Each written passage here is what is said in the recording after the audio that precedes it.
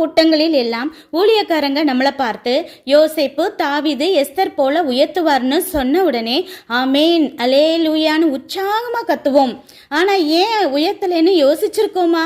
யோசேப்பை போல அதிபதி ஆகணும் ஆசைப்பட்டா மட்டும் போதாது. அவர்கிட்ட இருக்கிற நற்குணங்களை கற்றுக்கிட்டு மாற பிரயாசப்பட்டாதான் தேவன் உயர்த்துவார்.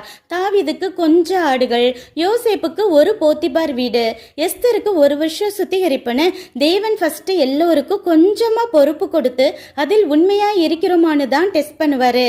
நீங்களும் நான் படித்த படிப்புக்கு சம்மந்தம் இல்லாமல் இவ்வளவு கம்மியான சம்பளத்தில் வேலை பார்க்குறேனே, ஏன் பைபிள் கிளாஸ்க்கு 4 பேர் தானே வர்றாங்கன்னு கவலைப்படாமல் கரெக்ட் டைமுக்கு வேலைக்கு போக ஃபுல் எஃபோர்ட் போட்டு ஏசப்பா பார்க்குறான்னு பெஸ்ட்டாக செய்யுங்க.